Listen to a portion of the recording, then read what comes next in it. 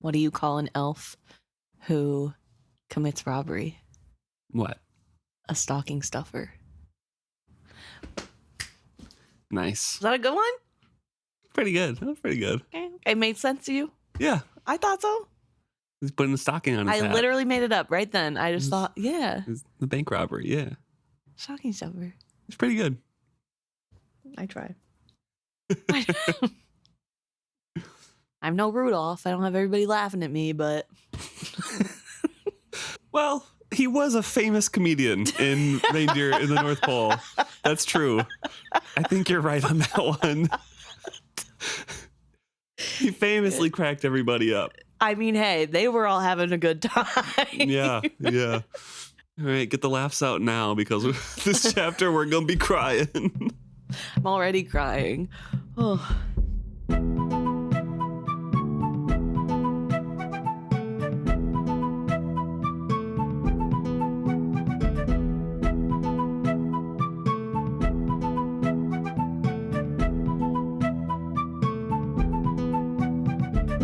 Welcome back to another episode of Is Fitz Happy? I'm Luke. And I'm Emma. And this week we're discussing chapter 22 of Choices. And as a reminder for those who are joining in, we are a chapter-by-chapter reread of Rob and Hobb's Realm of the Elderlings. We discuss spoilers from everything. Spoilers ahead. Yes. And we are reading Fool's Errand right now. So nearing the end of it. We only have, after this, 8 more chapters. Well, 7 chapters and an epilogue. Mm-hmm. Yeah, I don't think you can call one page a whole chapter, but... Tell James Patterson that.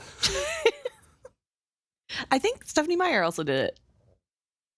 Anyway. She had multiple blank pages, right? But I think she did... I thought that was like chapters. It was, yeah, because it was like New Moon, and it was like, yeah. August, September, October. Yep. Yeah. Really well done, in my opinion. But... Anyway, that's not the book. That's not the book we're reading right now. Right. The epigraph at the beginning of this one is talking about white prophets and catalysts. It is from Caterhill's Philosophies. And it talks about how the legends of that isn't really a religion at all. It's more a philosophy or an ideology of how the world works. And it also talks about how it is not Six Duchies legend or philosophy. No, it is something that was brought in to the Six Duchies. South of Jamalia and south of the Spice Islands still. So pretty much from the lands where Beloved was born. Yeah. Well, I don't know if it's where they were born that they had heard the legends, although how would they know to send their child to Claris? Who knows? But in that area, at least. Yes. So there is a little bit of a description in here of that belief. We've been talking about it all podcast as well, but I will reiterate it in the book's words here. According to those who believe such things, all of time is a great wheel that turns in a track of predetermined events. Left to itself, time turns endlessly, and all the world is doomed to repeat the cycle of events that lead us all ever deeper into darkness and degradation. Those who follow the white prophet believe that to each age is born one who has the vision to redirect time and history into a better path. This one is known by his white skin and colorless eyes. It is said that the blood of the ancient lines of the whites finds voice again in the white prophet.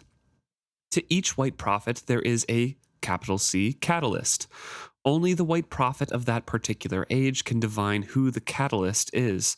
The catalyst is one who is born in a unique position to alter, however slightly, predetermined events, which in turn cascade time into other paths with possibilities that diverge ever wider. In partnership with this catalyst, the white prophet labors to divert the turning of time into a better path. So we've talked about this all podcast, as I've said before, talking about time as a wheel and, using the little stone to get it out of its rut to a different track, which is something I think Beloved uses as imagery. Yes. Tells that Fitz is the stone and he's going to get crushed like a stone in a track, but it'll help get the wheel out of its path. Yeah. And what's really interesting about this excerpt in particular to me is that, number one, it talks about the great line or the lines of the whites, the great whites, Yes. as The though sharks. yeah, the great whites sharks, and it talks about how that is a previous thing that is once again brought forward through these white prophets, which leads me to believe that there once were multiple of them, Yeah, right? Like this is like elderling. Everything that is implied seems like the whites as a race that predate the elderlings seemingly, Right. and maybe predate Dragon's intelligence. We don't know how Yeah. far back it goes. Seemingly, they all had some sort of prescient ability. Yeah. And then they died out and now are still found through the white prophet of an age. Yes. I think it's also important to note that this writer, there are some things that I think aren't correct about what they're saying, and that could be because this person themselves is not a white prophet and is writing about somebody else's Right. I mean, belief system. it's framed as according to those who believe such things, and Yes. then lists this. But the things that I noticed being wrong is that it seems to imply almost that there's only one catalyst in an age, and that only the white prophet of the age can suss out who that catalyst is. Right. And we know that's not true because otherwise the pale woman would not be able to have her own catalyst. And Amber wouldn't be in Bingtown looking Right. for a different catalyst to affect things. Exactly. So, like, clearly there are multiple people who have the potential to be a catalyst. Right. There, but I think Beloved has said that Fitz is like the big one and Yeah. has explained it as there being other people who also can be catalysts in certain events but aren't the capital C catalyst. So maybe that's what this is talking about. I don't think Amber ever mentioned the word catalyst at all during the Live Ship trilogy, and Beloved, The Fool, Lord Golden, all of them have capital C mentioned catalyst, Right. to Fitz. And then they talk about catalyst as in the Pale Woman's catalyst. Yeah. Forget his name. Rawbeard. Yeah. Kebble. Yep. Yeah, so I thought that was it's really interesting to see those little like things that are different. And then also Is it Raw Bread? raw bread? Yes, not raw beard, raw bread. Gotcha. I was going to Double say, raw like, bread. that sounds more piratey than I remember. But also noticeably, this person talks about how the white prophet can be recognized through their pale skin and colorless eyes, which we know is true about a young prophet or someone who hasn't fulfilled their destiny, I guess, hasn't followed the path correctly. Or, I guess. Yeah. Well, because, I mean, if you think about it, the pale woman is trying to fulfill her debt. Well, she she's not uses this successful. argument against Beloved in this trilogy. She says, like, but you're no longer white. I'm the white prophet. Obviously, I'm the correct one. Why do you keep trying to do this? And that's kind of what Clarice, I think, was doing the whole time, brainwashing her and trying to brainwash Beloved. Like, oh, you can't be because we already have one. So I think Clarice knew that the servants knew that this happened because people like Prilkop exist. Right. These white prophets who would go out, change, and then come back to the school. So that knowledge has to be there. It's so interesting to me, too, though, because is the reason the pale woman is still pale because she hasn't been successful in her own path? Or would she never change even if she was successful? That's a question I have too, and I don't know, because it could be implied that there is like the set events, if you assume that their beliefs are true, that the time turns in a wheel and no changes happen at all. That's why they're not changing. The white prophets are not changing. And as soon as a change is made in the predetermined events, that's why that white prophet changes. And since the pale woman is trying to keep things in the same path and even worse, maybe that's not like that change that would force her to shed her skin. I don't know. I don't know either, but I think it's really interesting. And interesting that it talks about how there's only one born to an age, and yet here we see in this trilogy that there are multiple whites.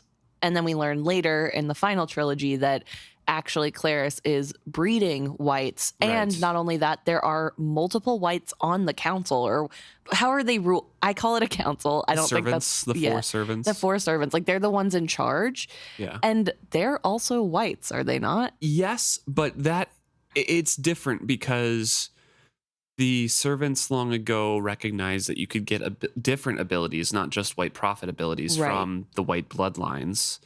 And so they are trying to manifest more of those. I don't remember if the Pale Woman actually has prescient dreams or not.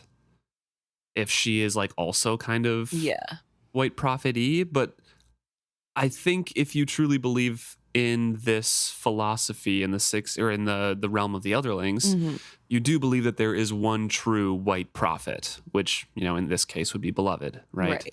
And the other ones are just kind of propped up by the centuries of backing in previous prophecies that the servants can like feed to other people. Yeah, that's fair. I don't know. It's also interesting. I think what I like the most about this lore and lore drop that we just got is that it opens the world up a lot more and raises so many questions that you want to know. And I really love that. I mean, I hate that I don't really get very many answers, but I do love when it makes you think deeper about the world and see how that applies to what you're reading and how the series works. And also the fact that just because some of these facts aren't 100% true from what we know in the books, that doesn't mean that it was poor writing on Rob and Hobb's part. It's an excerpt from a book that somebody else wrote who isn't an expert as far as you can be without being part of the culture. And I think that's a cool added layer in it. And we know that some of these mistakes can't just be poor writing because it's this trilogy that a lot of this gets addressed. Yeah. So clearly it was already thought up. I don't know. I just really like that aspect. Fitz is leading the party consisting of him, Lord Golden, and the captured Prince Dutiful, away from the Piebalds. And they were, at the end of last chapter, sprinting away, but they can't keep up that pace forever, galloping on the horses as they were. They have to walk them, let them rest a bit. So they're trying to just keep their distance, keep moving on, put as much separation as they can between the two parties as possible. But Fitz is still leading as Tom Badgerlock. And the prince is very sullen, silent, and he has not tried an escape yet, which Fitz is kind of surprised at. Yes. Fitz is, grabbing branches and saying, like, watch your head, and doing all the kind of the polite things of, as I imagine, leading a hike through the woods. You hold back the bush that you had to push through and say, like, watch out. Yep, watch out. And the prince just doesn't acknowledge that, but asks, who are you? Lord Golden tries to distract him away from prying into who Fitz is, but the prince will not be dissuaded and is like, no, not you, him. Who is he, and why have you assaulted me and my friends in this way? There was an amazing depth of accusation in his voice. Abruptly, he sat up straighter in his saddle as if he were just discovering his anger. Duck, I warned him as I released another branch. He did. Lord Golden spoke. That is my servant, Tom Badgerlock. We've come to take you home to Buckkeep, Prince Dutiful. The Queen, your mother, has been most worried about you. I do not wish to go. With every sentence, the young man was recovering himself. There was a dignity in his voice as he spoke these words. I waited for Lord Golden to reply, but the splashing thuds of the horses' hooves in the stream and the swish and crackle of the branches we passed through were the only sounds. So the prince was kind of distant in the flight in last chapter. He was kind of communing with the cat a little bit, we thought. And now he's kind of... He came to himself at the end of last chapter, and now he's just kind of reawakening to his human self of like, oh, wait, no, this is like, I can fight back. I'm the prince too, and these are apparently my subjects. So. Yeah. Well, we did note that I think either Night Eyes or Fitz knows that somehow the cat, or maybe we just made the comment that the cat that he's bonded with is keeping him under, sort of like subdued to help get him away from the palace. Like the group that previously had Dutiful was keeping him sort of subdued And so that was... Well, I mean, just through the training, I think. I was just saying, like, hey, lower all your boundaries, be more cat-like. So I think, yeah, that separation, as you were trying to imply, kind of brings him back a little bit more to his palace training.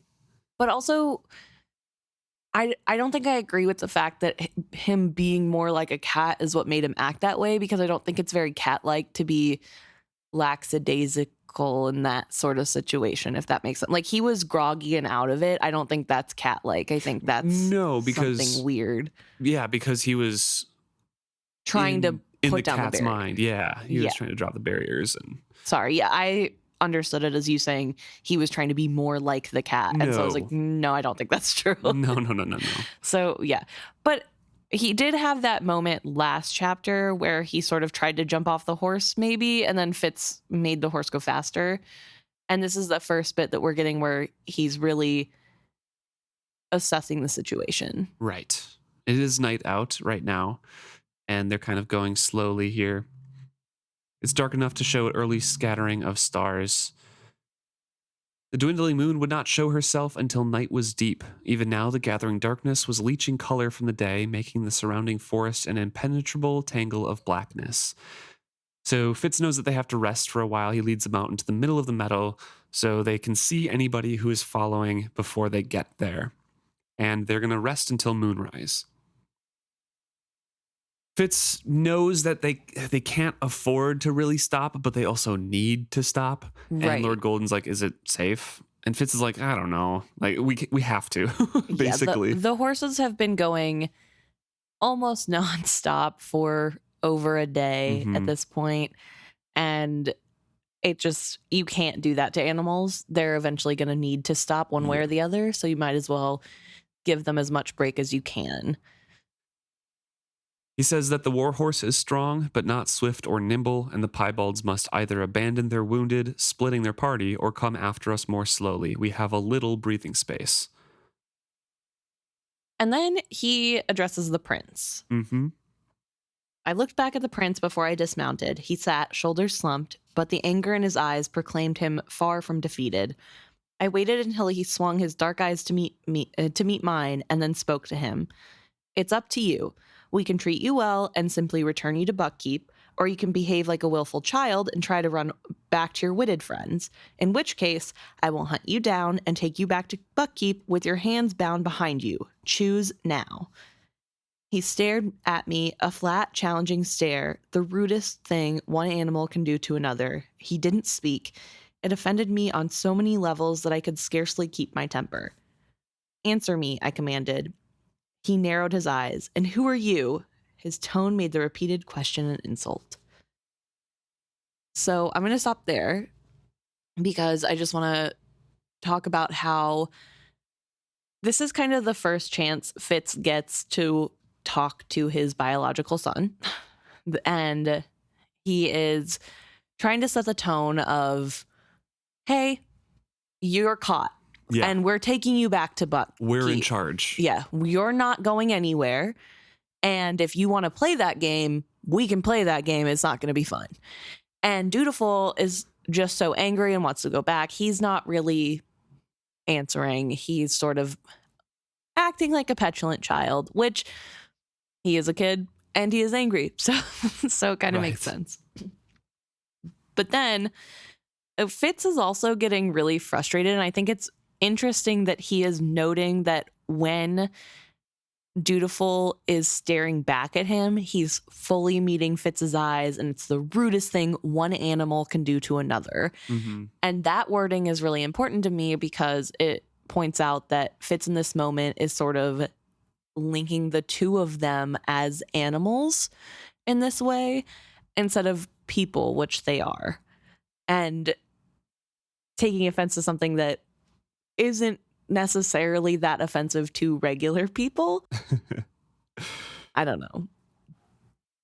But with that repeated question, he thinks, in all the years I'd had the care and raising of Hap, he had never provoked me to the level of temper that this youth had instantly roused in me.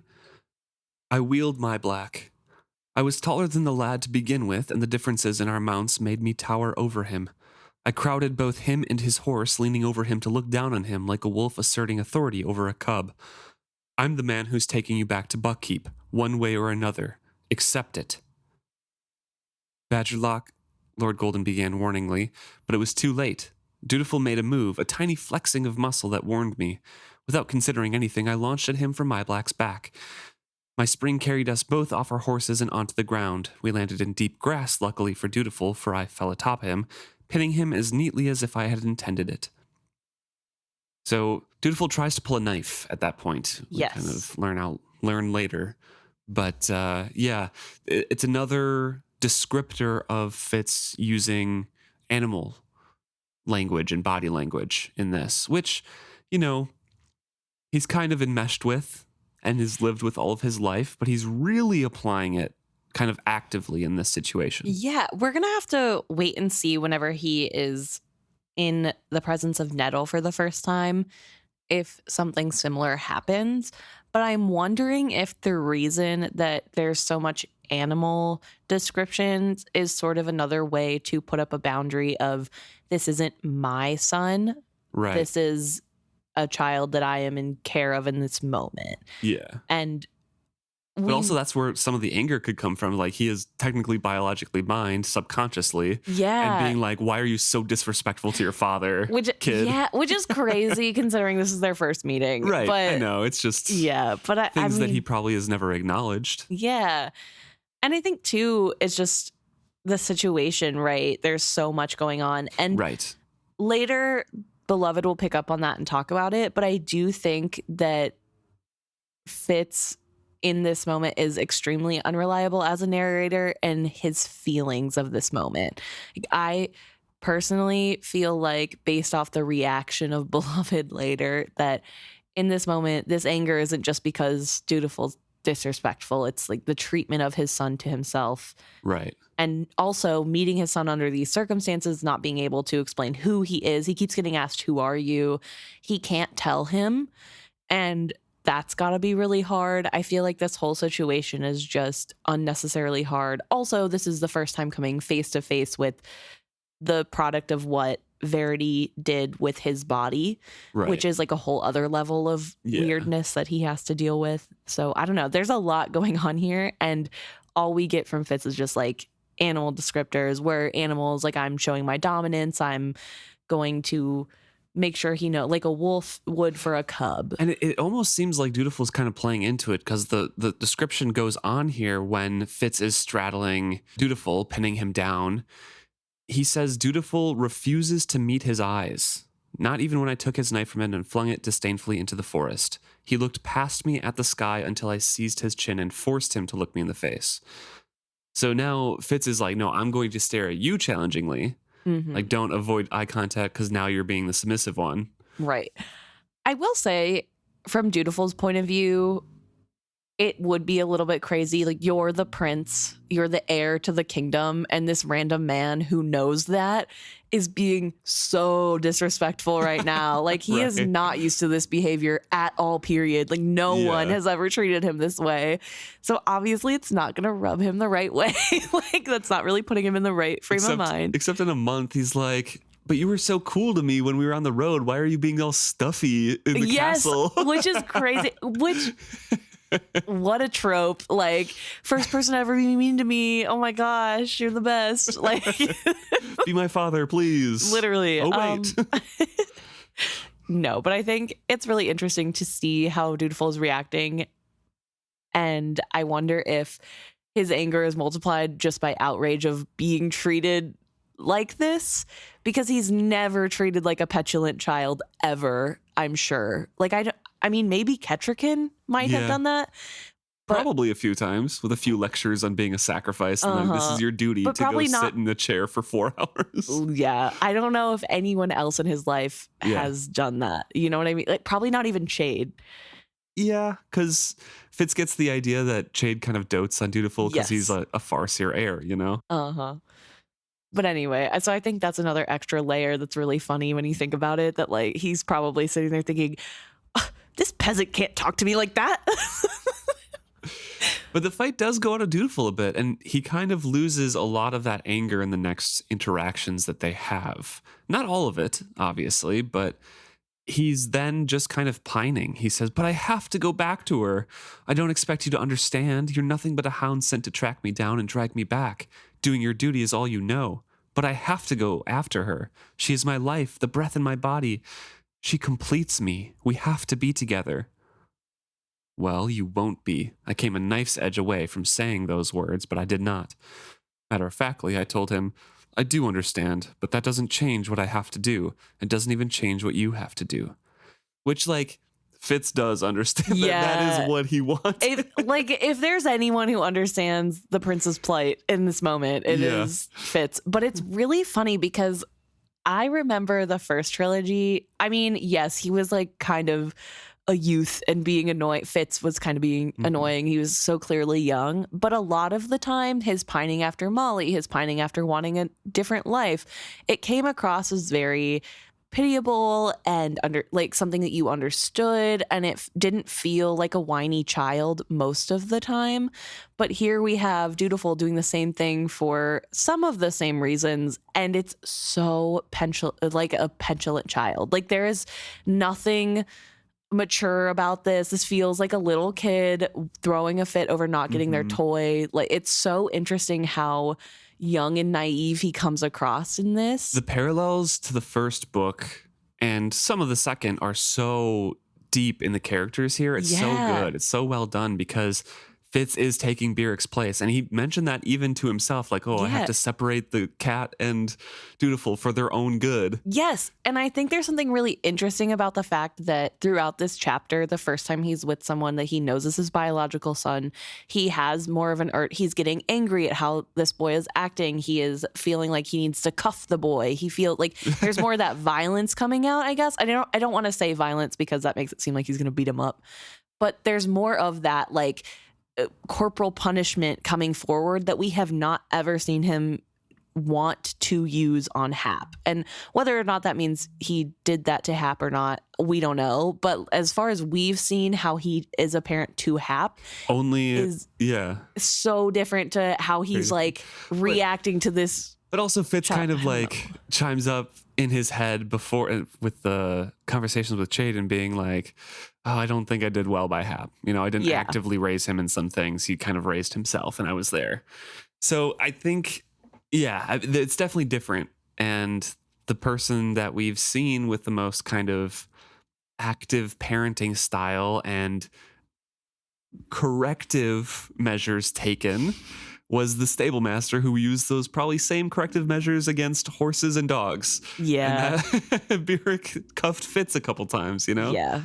So I guess it is interesting. And I guess Hap is a different child. His needs are different. His attitude is different. But I just think there's something really interesting that whenever he is in this mode where it's like his son and he needs to get his son to act right, he immediately turns into Byrric. Like, I don't know. It's just really interesting to me. I got off him as Lord Golden approached. Badgerlock, that is Prince Dutiful, heir to the Farseer throne. I decided to play the role he'd left open for me, and that's why he's still got all his teeth, my lord.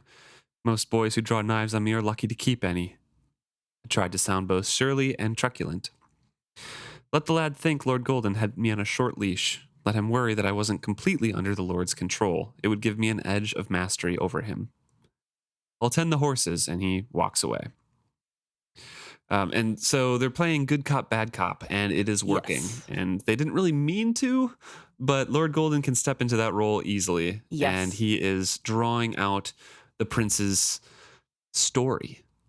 Yeah, he starts this whole good cop routine by sort of letting the prince have a moment to gather himself after having the wind knocked out of him and pretends to just observe the night sky in a different direction so that he can have some privacy and what little privacy he can get in this moment. And it's just a courteous thing to do. Right. And it clearly does sort of soften the prince to him almost immediately that, like, clearly this is a good, noble lord who knows etiquette. When there's one person in front of you who's being rude and the other person is being pretty nice. Yeah. You know. But Fitz comes back from the saddles with whatever they have. If possible, he says he'd steal an hour of sleep during this rest.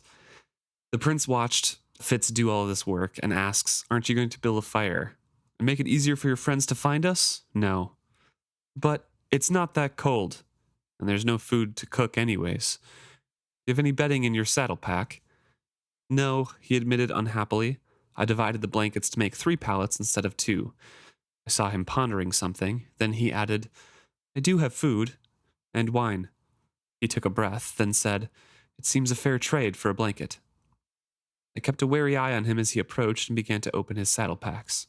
I just want to say, Fitz has already divided what little bedding they have into 3. And Dutiful then makes that comment of, like, it seems a good trade for a blanket. And then later says, "You wouldn't even give me a blanket."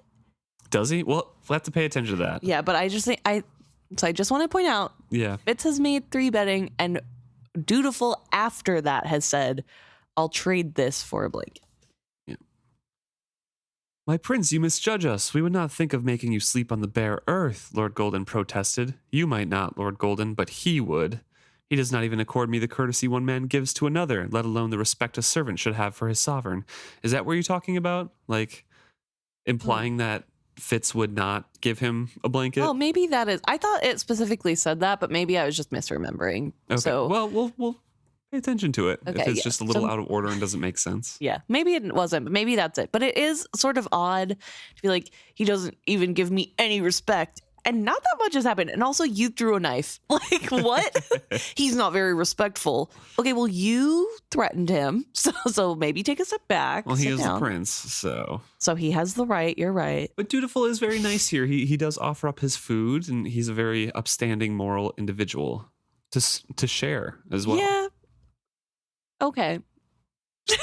I feel like I think that really shows his upbringing there. Yeah. Just like all of the various things through what we have seen, all of the scenes where he is talking to the Piebalds or whatever, he wants to go back at one point, Mhm. even though he's being, manipulated to stay and kind of Right. lose his place in the kingdom.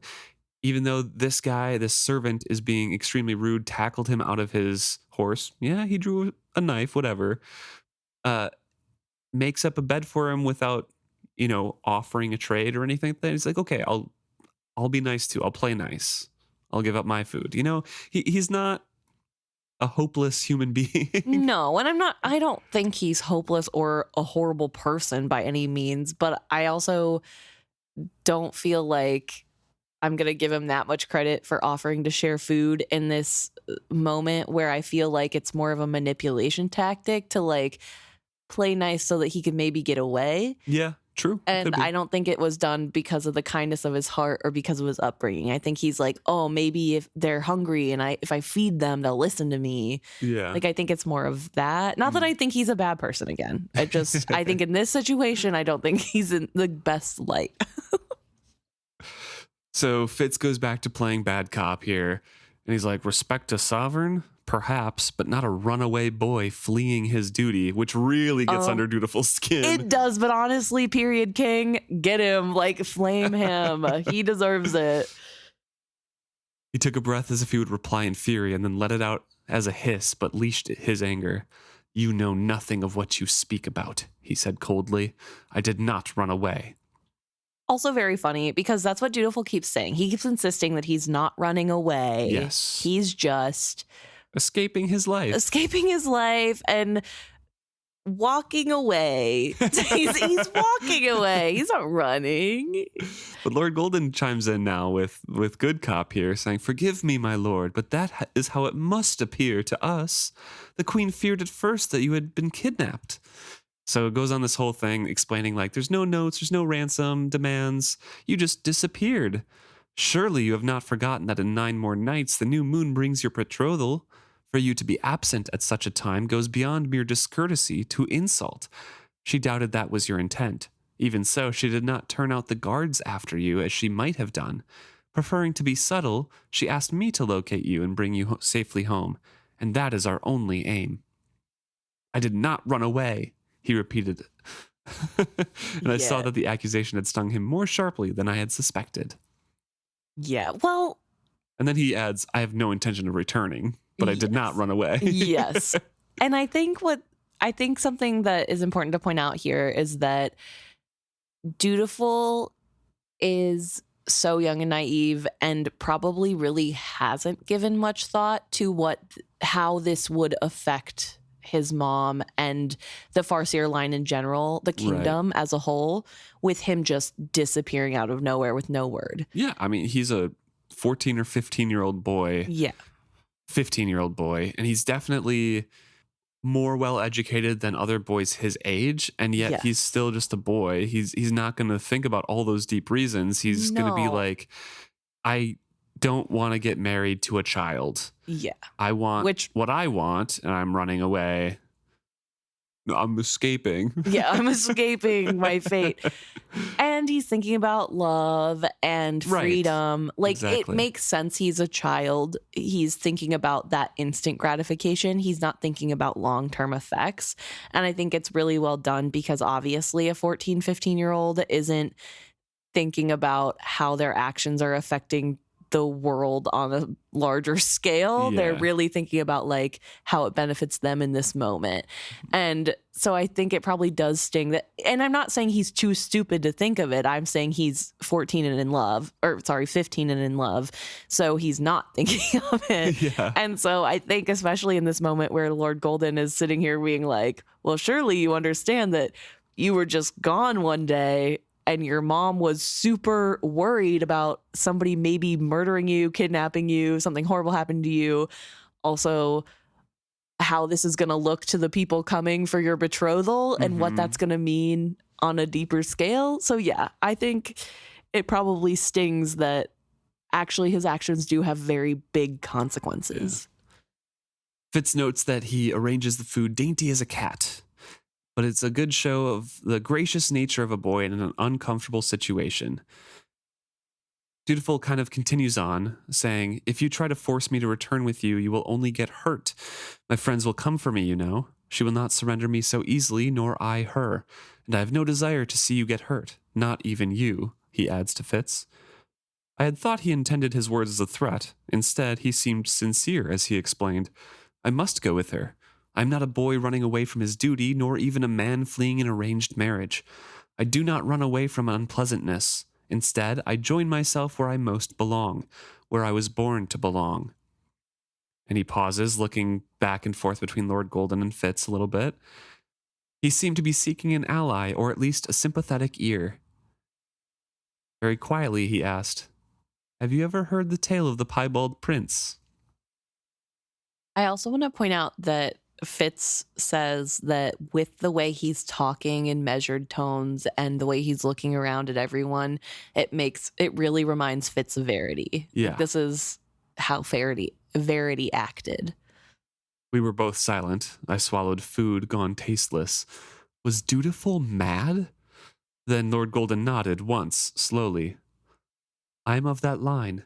As sometimes happens in the Farseer line, I was born with the wit. I did not know whether to admire his honesty or be horrified at his naive assumption that he had not just condemned himself to death. I kept my features motionless and did not let my eyes betray my thoughts. Desperately, I wondered if he had admitted this to others at Buckkeep. I think our lack of reaction unnerved him more than anything else we could have done. We both sat quietly watching him.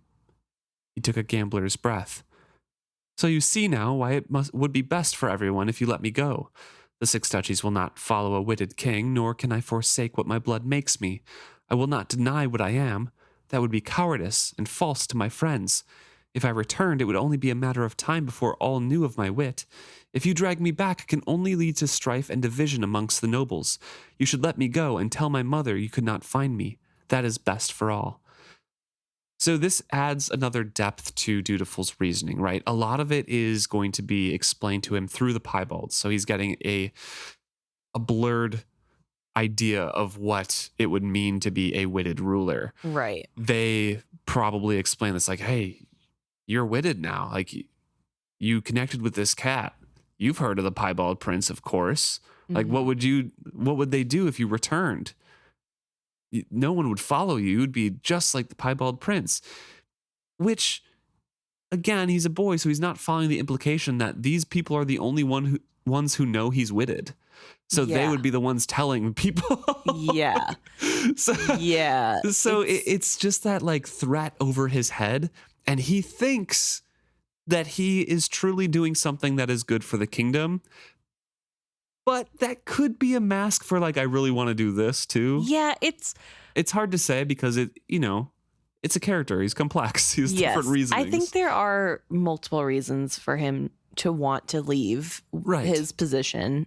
But I do think that you're right. This does really shine the light on the manipulation that the Piebalds are feeding to Dutiful and how little he's understanding that manipulation. And I think, too, how naive he is, which is kind of crazy when you consider that he does have a royal education and was given the free reign to go into town at a young age. Like, he shouldn't be this naive to me, but also I don't like because why hasn't Chade trained him? I don't know if he's naive. I think he's just earnest and really, truly, like Verity, believes in the best of men.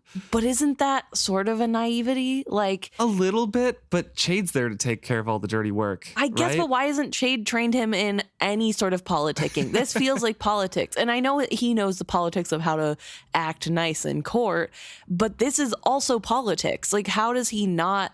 Again, I'm getting angry at a 15-year-old. It doesn't matter. Right, he's but 15. You got some age. Yeah, maybe he hasn't gotten to that part of the lesson yet. He's not shrewd where he had to become king at like 16 or something. Yeah, but also, surely he understands threats. I don't know, how to phrase it better, but well, Fitz teaches him in the next. Yeah, but also here. That him just saying, "Hey, I'm witted to strangers." Crazy work because he does not know these people. He might vaguely know Lord Golden. Right. He took some time to think about it. And from that, I'm guessing he truly thinks this is the best way to convince them to just let him go. He's kind of counting on that aversion to wit and being like, oh, God, you're right. We can't have a witted ruler. But go. But also, he literally watched somebody just get murdered for being a piebald, and they weren't even witted. Just somebody thinking they're witted. Mm-hmm. They were killed. And so it's kind of annoying to me that he doesn't understand the danger he's putting himself. Like you said, he's probably thinking, oh, they just don't want a witted king, instead of thinking, oh, they might kill me when they find this out. They might not want it so bad, they're going to kill me. But also, we've been getting, so as kind of an alternate viewpoint here, we've been getting this whole story through Fitz's paranoid point of view of, I need to kill everybody who knows my secret. Right. I need to never let this out. And sure, he has the trauma to go along with that and back him up as reasoning. Yeah. And there is intense prejudice against old blood in the Six Duchies. But it could be that we are so astounded because Fitz is so astounded. Yeah. I mean, yeah, for sure. Fitz definitely. To a degree. I know it is kind of still monumentally stupid for Dutiful to say it, but how dangerous it is could be overstated slightly by Fitz's point of view. Yeah, but it also, I mean, I don't think it is because we've literally heard multiple stories of people being killed for being witted. Right. And not just from Fitz's point of view, from his point of view, but also from people telling Fitz about those stories that they witnessed or that they've heard. Dutiful also just heard Lord Golden admit that his mother sent these two, that they were trusted enough to be sent directly by the queen. But he doesn't know if his mom knows that he's witted. I know. Yeah, but he could just be placing faith in somebody that his mom's mother finds, trustworthy. Okay.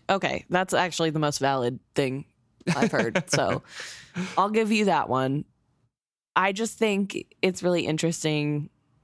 An interesting choice on Dutiful's part, and again might show how little he knows of the real world in a way, because it is dangerous to say that.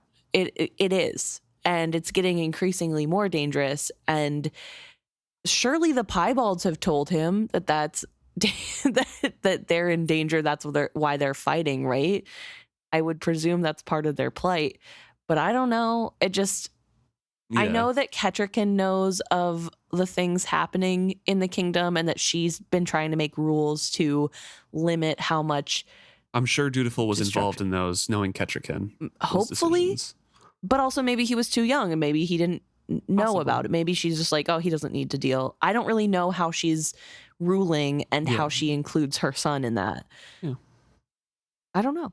So anyway, Fitz is really upset and he decides to try to teach the prince a lesson. He says, what if we decided it was best for all if we killed you? Hung you and cut you in quarters and burned the parts near running water, and then told the queen we had not found you.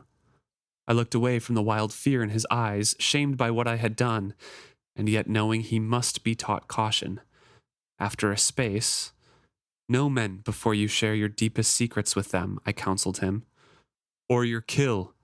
He came up on me as quietly as a shadow, his thought light as the wind against my skin. Night Eyes dropped a rabbit, a bit worse for wear, on the ground beside me. He had already eaten the guts. Casually, he lifted the smoked fish from my hands, gulped it down, and then lay down beside me with a heavy sigh.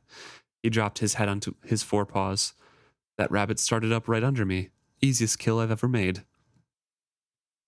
So he frightens the prince here and then tells the lesson, like, hey, know somebody first. And then Night Eyes surprises him because the prince is sitting there wide-eyed looking in between Fitz and the wolf and being like, hey, you should understand. How can you tear me from not just my bond beast, but the woman who shares that old blood kinship with me? How can you betray one of your own? Okay, this starts into the part of the dialogue where I start getting a little frustrated with Fitz. And I feel like I am all the more frustrated because the only people there are Dutiful, Night Eyes, and Beloved. Laurel's not even here anymore. And so Fitz refuses to correct any of the prince's wrong statements about old-blooded. He also refuses to explain old-blooded rules from another person who has the wit, who also clearly knows what he's talking about, to show him, hey, those people you're running with, they're not right. Like, that's they're not normal. No, and he could. The prince knows he's witted. Lord Golden knows he's witted. He has every opportunity to be like, yeah, so you should know I know more than you do because I'm way older than you and old-blooded, and I'm telling you they're wrong. And yet, at no point does he do that. At no point does he fight back against what they say. Like, once or twice he says a comment, but he's so stuck in this role of like being an antagonist to the prince that he refuses to bring up anything. Mm-hmm. And it makes me so angry because that one-track mind. All he has to do is explain things to the prince, because honestly, I feel like Dutiful is the type of person who would be able to take in that new information and mull it over. Yeah. And maybe not right away change anything, but like it might help. It would absolutely help a million times, especially how can you take me away from my witted partner? And Fitz just talks with Night Eyes. Yeah, Fitz just ignores him and talks with Night Eyes instead of being like, well, you're way too young to have a witted partner. You don't even know old blood. How easy is that? It's still antagonistic, but now you've put up why you don't think it's a bad thing that you're separating him instead of being like, yeah, I'm a bad guy separating you. Oh, it makes me so frustrated. Anyway, that's my rant. He talks with Night Eyes, catches up with him. Night Eyes is obviously incredibly exhausted. And Fitz once again asks the question, how did you catch up with us? I feel like this has happened every single chapter over the last 3 or 4 chapters. Mm-hmm. And once again, Night Eyes is like, I went the same way that this cat and the party is going to catch up with you over the terrain, directly following my link. And with Night Eyes being so weary and Fitz's concern for him, Fitz brushes it aside, or Night Eyes brushes that aside and says, I'm not that decrepit. I brought you meat. You know, I'm still a hunter. Yeah. I'm a provider. And Fitz is like, but you should have eaten that one. And Night Eyes is like, I did eat one. This is the second one I caught. Do you think I'd be dumb enough to follow you without eating? No. And he says, share it with everybody, including the cub, if he'll have it. I doubt that he will eat it raw. I doubt there is sense to avoiding a fire. Come, they will, and they need no light to guide them. The boy calls to her. It is like breath sighing in and out of him. He yowls it like a mating call. I am not aware of it. Your nose is not the only sense that you have that is not as keen as mine. So he stands up, Fitz stands up, and speaks aloud for the first time and says, okay, I'm going to make a fire and cook this. Lord Golden, of course, was not, privy to any of that conversation. So he's like, what about the fire? Yeah. Well, neither was the prince, to be fair. The prince just knows they were talking. Yeah. And Fitz is like, no, he's already calling all of them to us. Having a fire won't make it any worse. How can you betray your own kind? Dutiful demanded again. I had already puzzled out the answer to that the night before. There are levels of loyalty here, my prince, and my highest loyalty is to the Farseers, as yours should be. Again? How about I'm not doing anything wrong? I know better. You're the one in the wrong because by old blood ways. And then also, my highest loyalty is to the Farseers. Like, I don't know. There are ways he could be integrating that, hey, I know more about this than you do.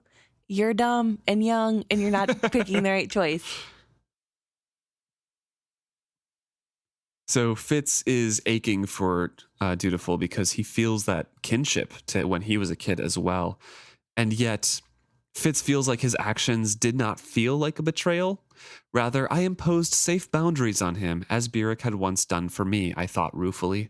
So yeah, Fitz even recognizes like this is pretty much the same situation. I get how he's feeling. I feel bad for him, but this is for his safety, and he's going to feel as upset with me as I did with Beric. Yeah, and like as a grown-up, you can understand how sometimes, even if that's not what a child wants, it's what's best for them.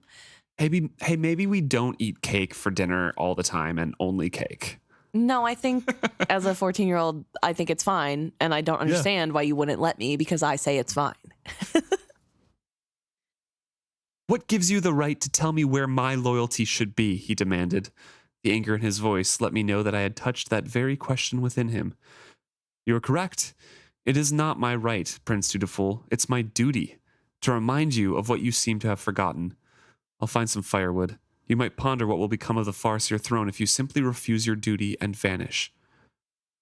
See, I like this response, despite how frustrated I am that he's not using old blood, which I think would resonate really well with just Dutiful. Like, hey, think about this deeper. Yeah, like take a second, stop thinking about your girlfriend, and think about the consequences of your actions. Also, I really like that Fitz wasn't offended by the question of like, who are you to tell me my duty?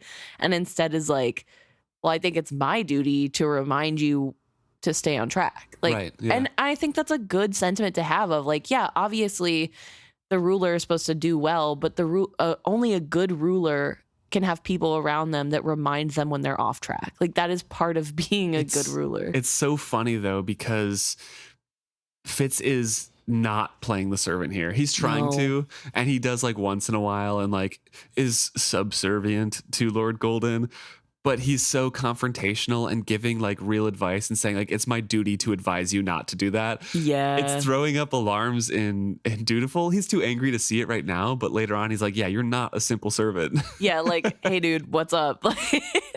But I think this goes back to my theory that Fitz isn't that good of an assassin. Like he's out of practice. Okay, well, I'm not saying that he doesn't have talent and that he's not talented. I think that the roles thing, like playing a different role for extended periods of time, is not for Fitz. Yeah, he can't be anyone but himself. Yeah, I agree with that.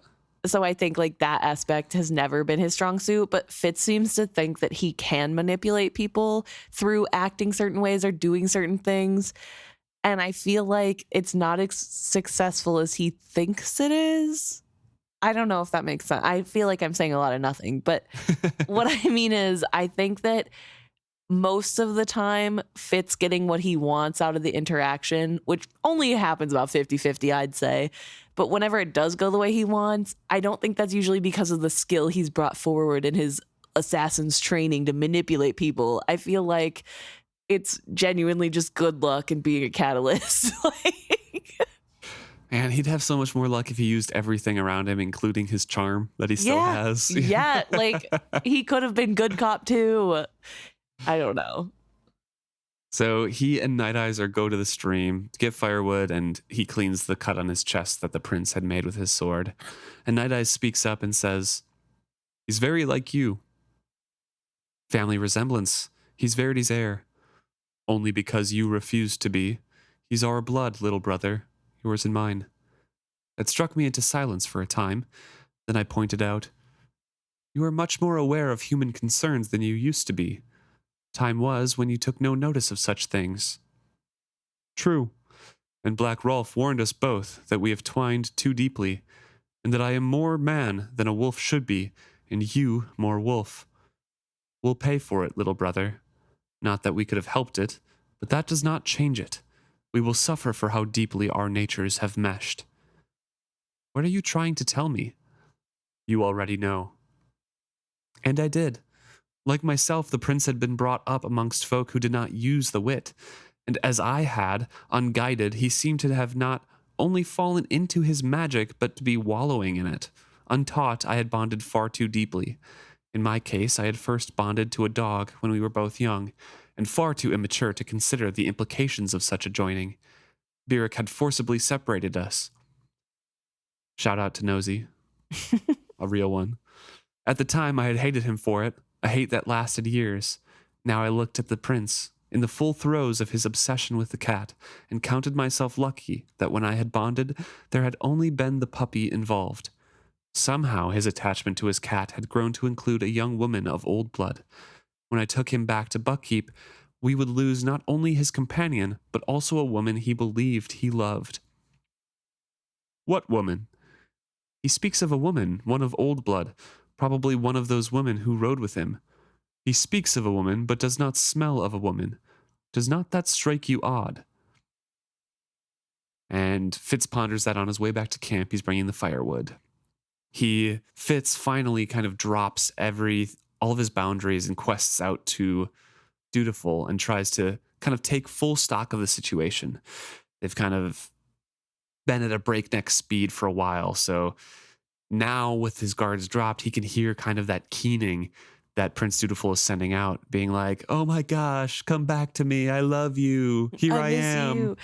Yeah, I think it's really funny that Night Eyes had to point out that that was happening. And I do think that it implies to me that the animal side of the bond is much more aware of witted people than witted people are of others. I mean, that tracks as well with real world. Yeah, for sure. It also tracks with Fitz clinging so tightly to his walls. You know, sometimes when they're down, he forgets about them. He's like, "I'm just as I am." But when he has a reason to put up walls, he puts those up and keeps them there. Yeah. Blocks himself out from everything. Yeah. So he senses all of this, and Fitz says it grates on his nerves. Once I was aware of it. Yeah. It's annoying to see him basically whining so much, which crazy coming from the dude who whines 24/7. But okay, Fitz, that's literally your son. And this is where what you were talking about comes in. It says, "It made me want to cuff him. Instead, as I worked with my tinder and flint, I asked callously, 'Thinking of your girl?'" He swivels toward Fitz, startled. Lord Golden flinches at the directness of my question. And now Fitz leans into the rough servant. "I'm trying to get information out of you about this woman because Night Eyes put me on the correct track." Mm-hmm. And the prince is like, "I am always thinking of her." Right. Being the romantic that we kind of played Fitz as in the first trilogy. Yeah. I mean, genuinely, the family resemblance is strong. Yes. Like, this is basically mini Fitz. He's whiny, he is indignant, he doesn't want to do his duty, he is romantic at heart. It's the only difference is he actually did manage to sort of get away. Fitz never did. So Fitz never wanted to try, really. yeah, Fitz did never try, but yeah, Dutiful at least almost got away. But Fitz, for his credit for not running away, had an older teacher mentor, Chade, going like, "If you run away, either you will get used and killed or we will hunt and kill you." True, he was threatened with death, so fair. And so Fitz speaks up and's like, so what'd she look like? I spoke with a soldier's crude interest, the inflection learned from many a meal with the guardsmen at Buckkeep. Is she, I made the unmistakable universal gesture, any good? I wish you all could just see what Luke just did. I made the crude, The unmistakable gesture. And Dutiful responds as probably anybody would, saying, shut up. Literally, ew, old man, why are you doing this? And I Right, say old I man know. because this is a 15-year-old. Of course he thinks Fitz is an old man. Yeah. And like, also, ew, Fitz.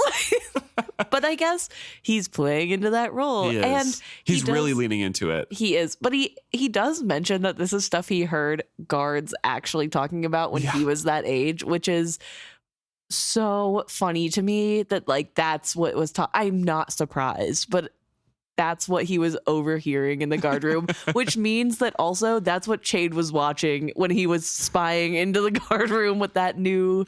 Gotta know if any of the soldiers are hooking up with any of the people and they have rumor, like. Yeah, true. But just imagining Chade sitting in a chair watching the guards just being like, Again. at their crude humor. I leered at Lord Golden knowingly.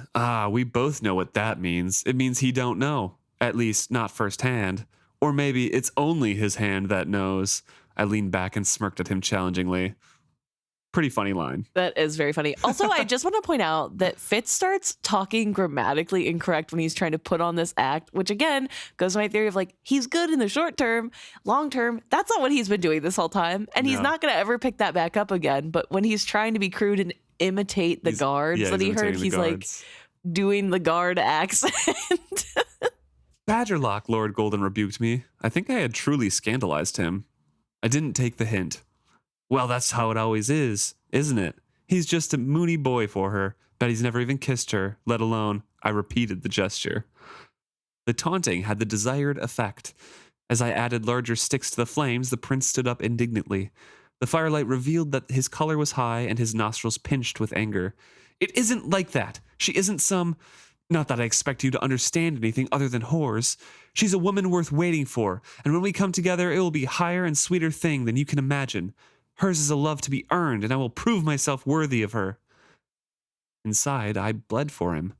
They were a boy's words, taken from minstrel's tellings, a lad's imaginings of something he had never experienced. The innocence of his passion blazed in him, and his idealistic expectations shone in his eyes. I tried to summon some withering crudity worthy of the role I had chosen, but could not force it past my lips. The fool saved me.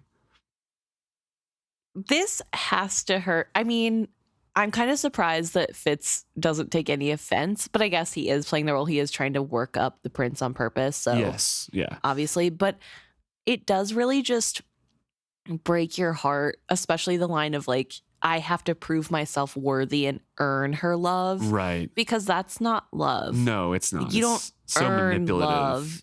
You're not worthy of love. Or like you don't have to prove you're worthy. You're not worthy of love, dude. Put that on a t-shirt. You're not worthy of love, Emma. Yeah. No, it just came out wrong. Everyone is worthy of love. You don't have to prove your worth.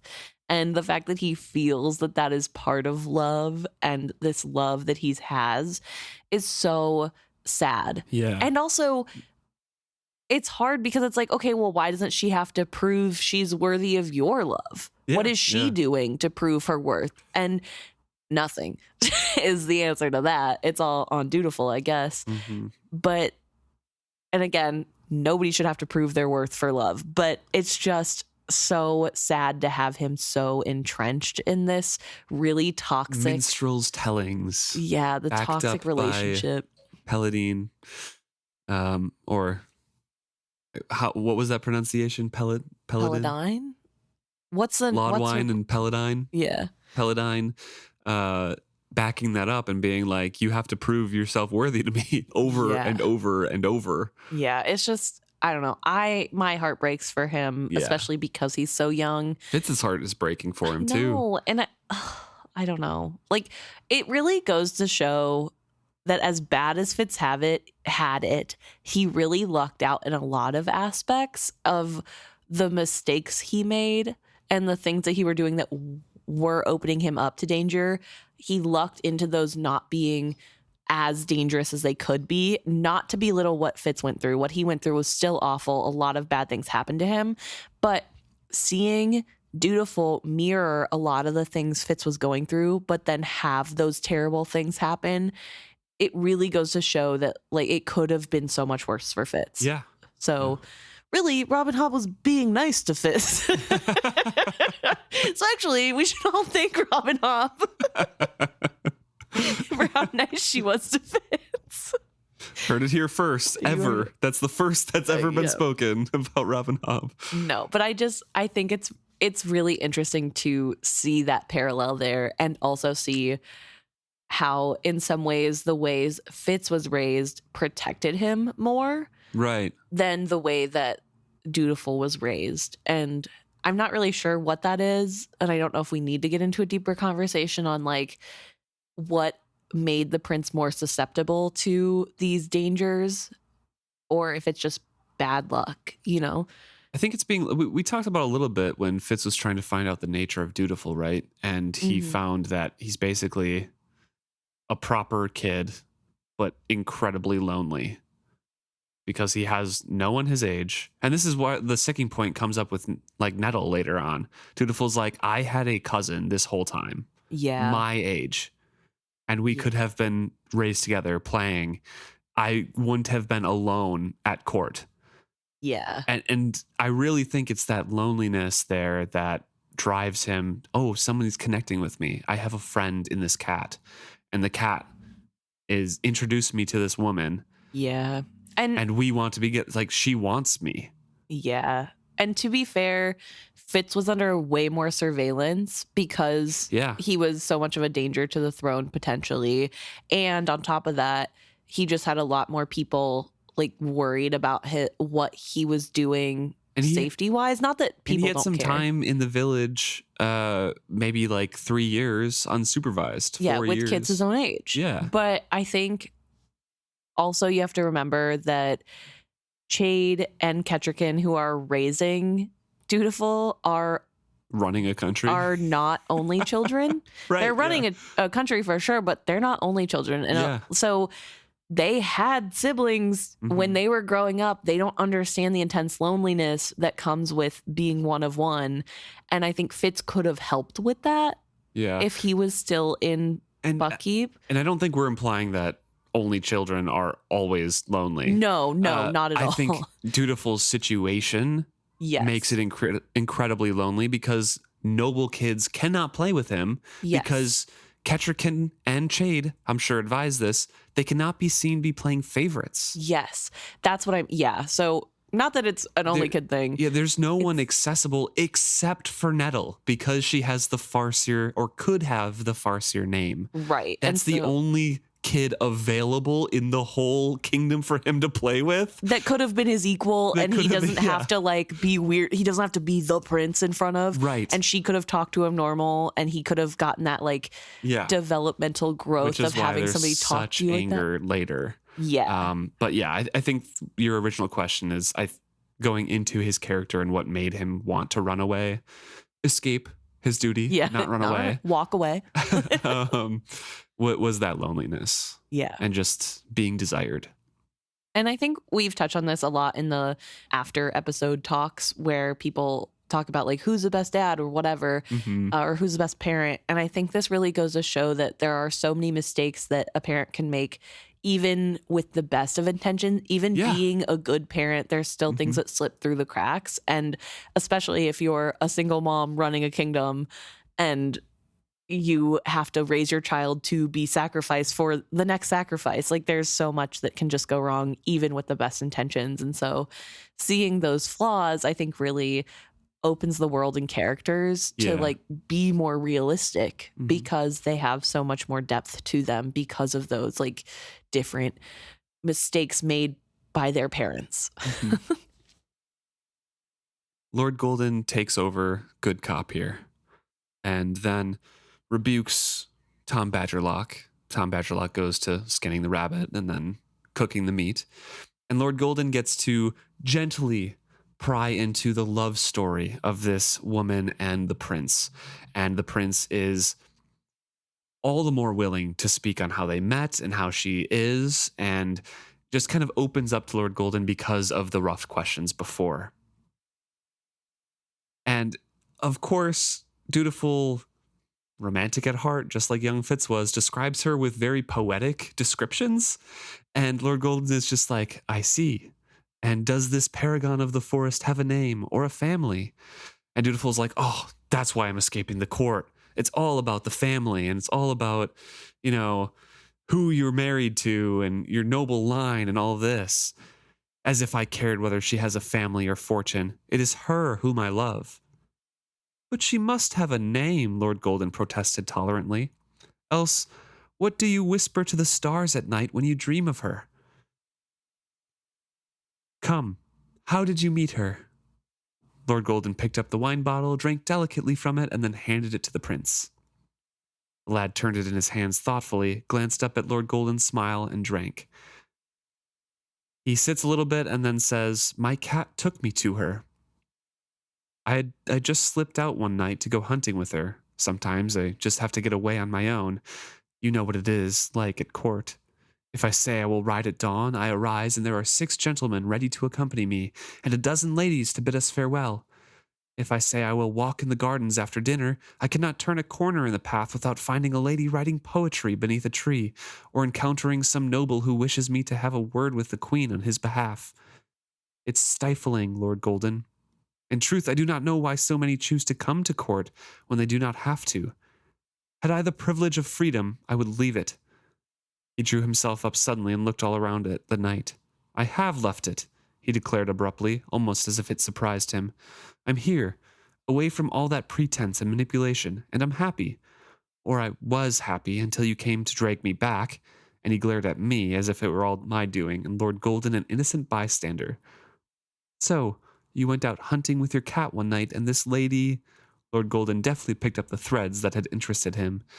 That as well, I wanted to read that whole thing because that reminded me so much of Fitz, especially in this book. There are so many times when Fitz is asked a question, starts on it, and then goes on a tangent, and then Beloved is like, but this part that I was asking about. Literally. It's so funny. Again, those genetics are strong.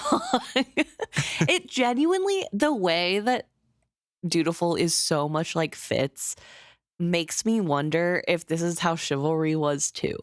You know what I mean? Like, Did chivalry go off on tangents and forget to answer the question? Was he a hopeless romantic pining after I think he was love? a hopeless romantic for sure. Yeah. But I think he was too tactful to go off on tangents and things. I think he was very politically savvy, but maybe as a boy. But I think he was hopelessly romantic specifically because of his tryst. Yeah. That's fair. And also, because of the tryst, it makes me wonder, did he also wish he wasn't a royal? Because every account of him that we get is like he was the perfect royal. He had never made a mistake. Everybody... That was also probably stifling. Yeah. Like he could do no wrong. He was like too good for everybody. Mm-hmm.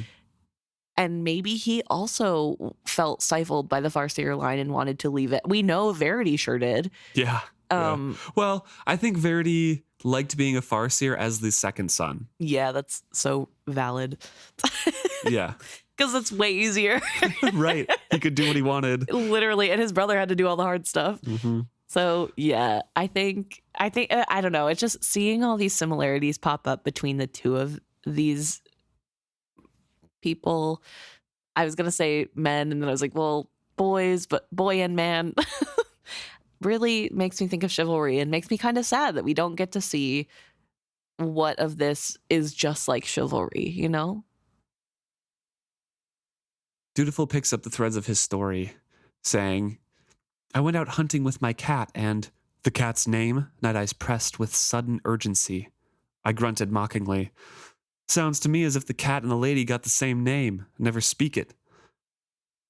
I skewered the rabbit on my sword. I didn't like to cook on the end of my blade. It was bad for the tempering. But Fitz doesn't want to leave the fire to get a branch. So he stays there, and the prince replies scathingly, I would think that you, as a piebald, would know that beasts have their own names, which they reveal to you at a time they think is proper. My cat has not shared her true name with me yet. When I am worthy of that confidence, I will have it. I'm not a piebald, I asserted gruffly. Dutiful ignores him and continues on. And the same is true of my lady, to Lord Golden. I do not need to know her name when it is her essence that I love. Of course, Lord Golden says. Go on. Yeah. I would hear of your first meeting then. Yeah, he wants to know more, and he's saying, I'm a hopeless romantic, so I love hearing these stories. Yeah, I think Beloved really caught what Fitz was doing as well, even though if he was scandalized with how lewd it was. Mm-hmm. I think he's picking up like, oh, we need to know about the situation. Yes. Yeah, we need to know everything. Well, even just her name is really important, so we know if we know her. Exactly. Do we know who this is? Can we, when we get back, can we send Jade out? Yeah, we need to know about her.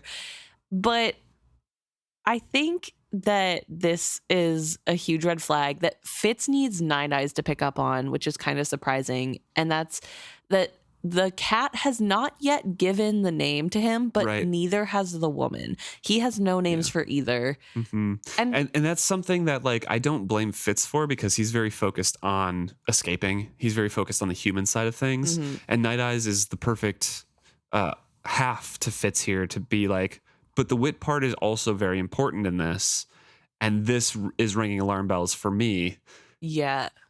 Think about it, Fitz. It's ringing bells for you too. Yeah, and it does. Once it's spelled out for him, I don't know her name. Yeah, I don't know the cat's name which is either, crazy because I have to earn it. Fitz is thinking now as Lord Golden is getting back into the good cop of please, please tell me the romance of it. Fitz is thinking, yeah, Night Eyes didn't give me his name immediately, but the prince and his cat have been together for months. Yes, and that's so long to not know a name. This is not normal. And again, here I have a frustration of say that. I think that's not normal. I agree with you in your other frustrations, but this time I don't think he wants to interrupt Dutiful's story to Lord Golden, because he wants to hear the answers as well. Well, I know, but whenever the prince calls him a piebald, he could say, Piebalds seem crazy to me. They don't even know that you're supposed to know your animal before bonding or what. I don't know. Just there was a moment there to be to add a little nugget of something. Yeah. Of hey, you're doing this wrong. Yeah. Or later, like you said, but he doesn't ever bring it up to Dutiful. He just continues to think, oh my gosh, this is so wrong. Which again, he's playing this part of this horrible evil villain. You can make those snide remarks. You can. And this isn't good for whenever he's alone with Dutiful later. It's not setting you up for success later, even without... He doesn't know that. Well, no, but even without knowing what's about to happen or knowing the rest of the book, I'm saying he is going to be in contact with Dutiful more than just tonight and potentially the next day, however long it takes to get to Buckkeep. He will have to probably see Dutiful again, maybe try to be a little bit of He promised helpful. Night Eyes. No. After this, they're going to go back to the cabin. That's, his childish promise in his head. All right. He's just got to get through this. So Dutiful reflects on the first meeting. And he's like, oh, I'm afraid that has yet to happen in some ways. In all the important ways, I have met her. The cat showed her to me, or rather, she revealed herself to me through the cat.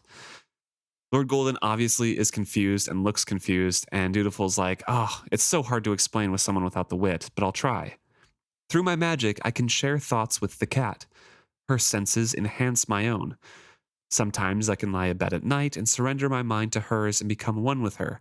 I see what she sees, feel what she feels. It's wonderful, Lord Golden, not debased and bestial as others would have you believe. It brought the world to life around me. If there was some way I could share the experience with you, I would, just so you could understand it.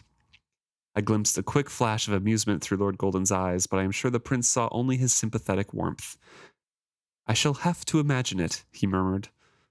Which is a comment because he has experienced it whenever Fitz and Beloved were linked with the skill grip. Night Eyes was able to talk to Fool with that touch. So he has experienced it. Prince Dutiful shook his head. But you can't imagine it. No one can who is not born with the magic. Because lacking this magic, they become filled with envy and it turns to hatred. That's why they all persecute us. Which, again, red flag here. It always turns to envy and then they persecute us. I think. Yeah. It's definitely rhetoric from Piebalds directly. Yes.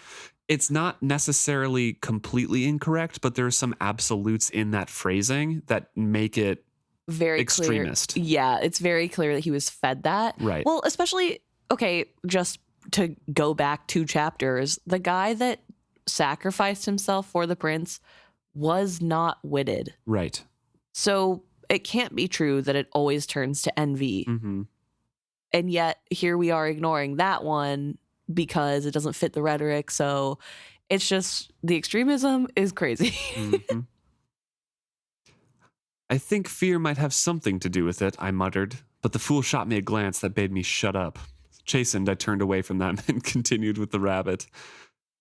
I think I can imagine your communion with the cat, how wondrous it must be to share the thoughts of such a noble creature. So going on and on about this and eventually asking, I don't understand how the cat could reveal this woman to you, though, unless she guided you to her.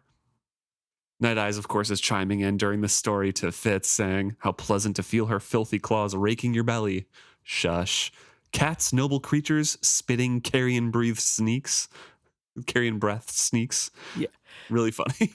He hates cats so much. I love it. It's so funny. And not that He tried to meet with Fennel, and Fennel scratched at him the whole time. Yes. And then another cat immediately tried to kill him when he met that cat. So yes. All cats have been bad to experiences. Night Eyes. Poor pup. With difficulty, I ignored Night Eyes' asides and focused on the conversation. So this is where even more red flags kind of get brought up here, and kind of the real meat of the issue comes in.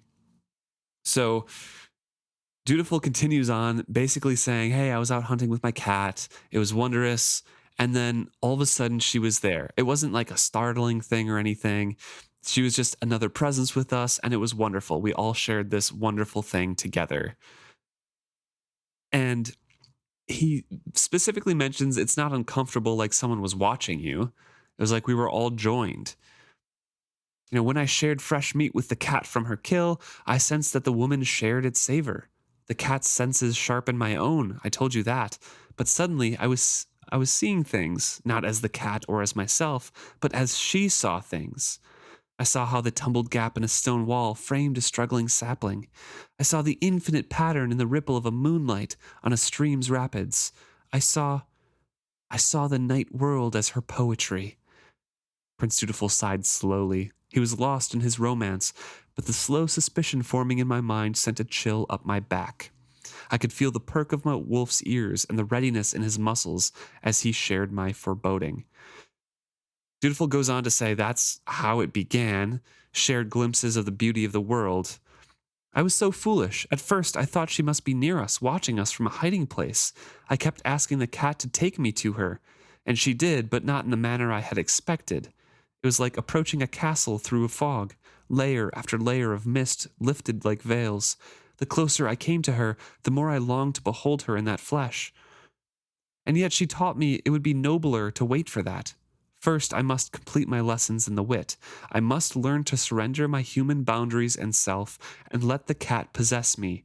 When I let the cat inside me, and when I become the cat completely, then am I most aware of my lady, for we are both bonded to the same creature. So before we get into the responses to that, this is another section where, like, Fitz, you can chime in and say, like, that's not how it works. You train your wit. That's not good. Yeah. But this is the insidious part. Like, this is so predatory. Yes. To someone who is new to something, being like, yeah, all you have to do is let down all of your personal barriers. Yeah. And the thing is that the reason this works so well is because the prince is naive to this world. He doesn't know the rules of the old blood. He doesn't know the norms of the old blood. This is his first step into this community. And so it is ripe for him to be taken advantage of because somebody with ill intent can get to him and say, no, this is totally normal. This is how you have to do it. And he will believe them and think, oh, obviously this is true.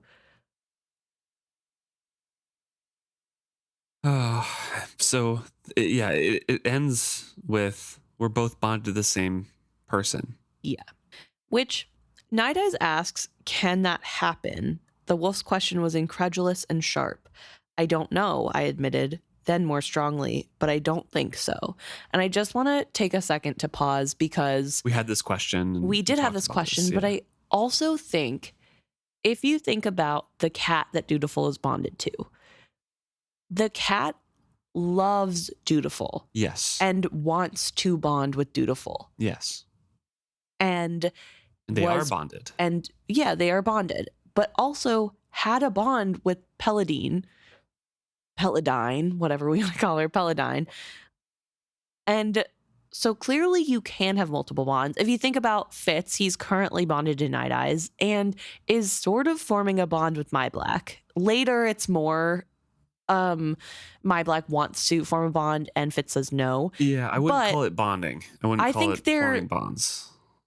I feel like My Black is warming up to Fitz. Yeah, a little bit. I don't know.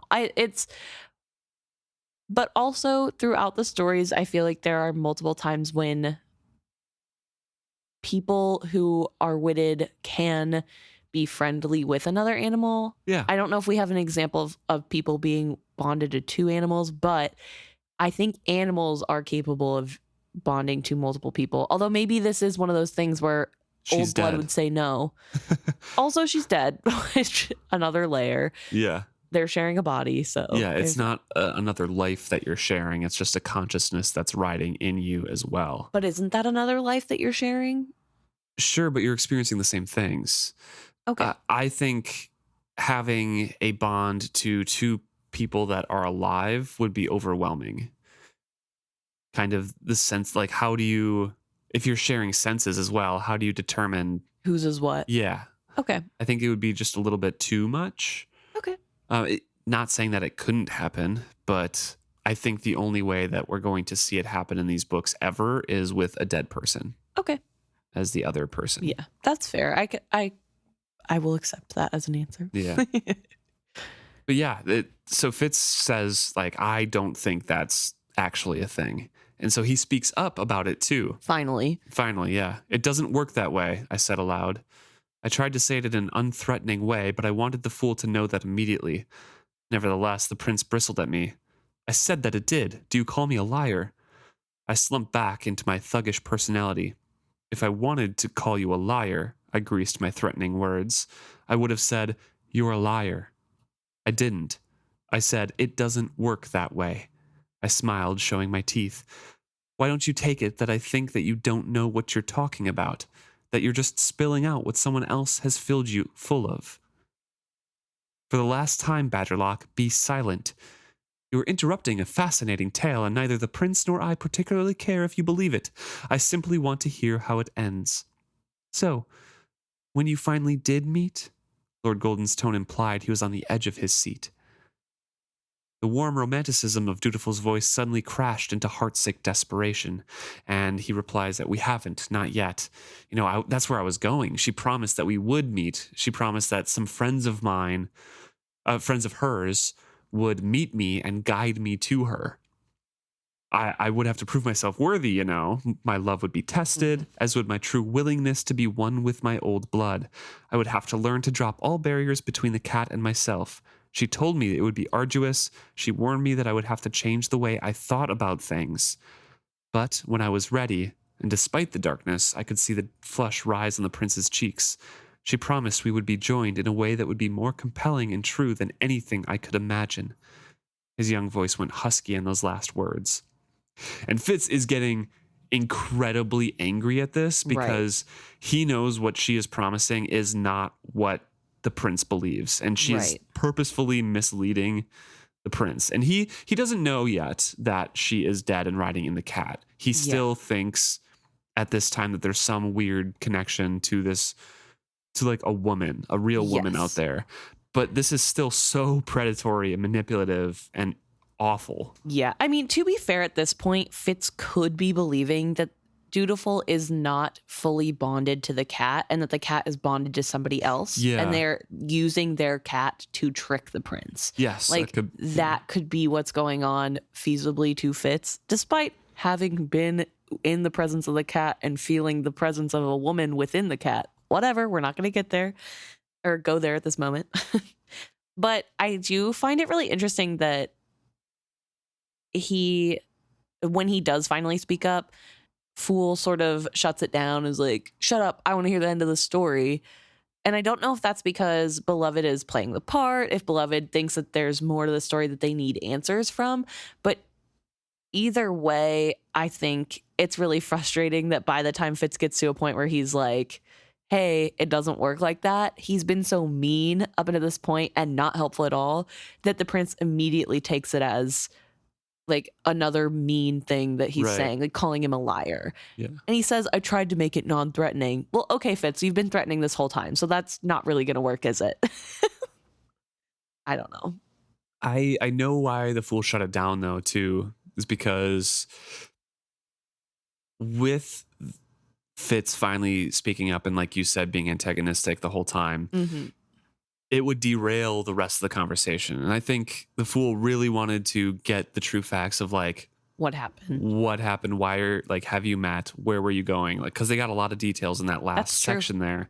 So the Fool, to not derail the whole conversation, have it become an argument about who's a liar and who is not, is like, stop, we're finishing this. Yeah, okay, touche. Yeah, but also kind of, you know, playing the part too. You got to control your servant a little bit. Lord Golden says, I understand, and Fitz is pretty sure that Lord Golden does not understand fully the danger, but either way. Hope flames in the boy, visibly. So now you understand why you must let me go. I have to go back. I do not ask you to take me back to my guides. I know they will be furious and a danger to you. All I ask is that you give me my horse and let me go. It is easy for you to do. Go back to Buckkeep. Say you never found me. No one will know any better. I would, I pointed out. The meat's cooked. Charred to the bone, says Night Eyes. The look the prince gave me was venomous. I almost felt the clear solution flash through his mind. Kill the servant, silence him. I would wager that Ketrican's son had not been schooled in such ruthlessness before the Piebalds taught him. Yet it was an idea truly worthy of his Farseer forebears. I met his gaze and let my mouth curl slightly, daring him. I saw his chest swell, and then I saw him master himself. He glanced away, veiling his hatred. Admirable self-control. I wondered if he'd try to kill me in my sleep. This is a very interesting thought that Fitz takes.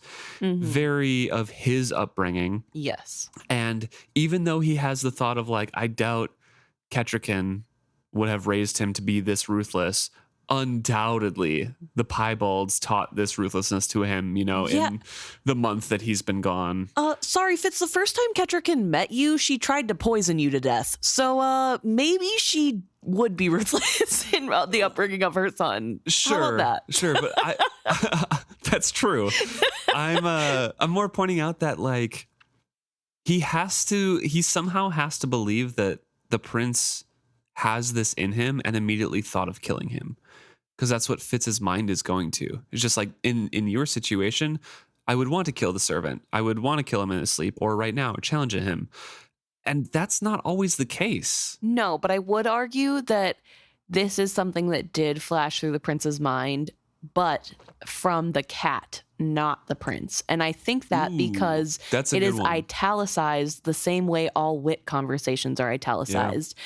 And I think Fitz heard it through their shared bond that they have from being so close and also being connected through skill and wit. Yeah. And I don't think that he even recognized that that's what happened.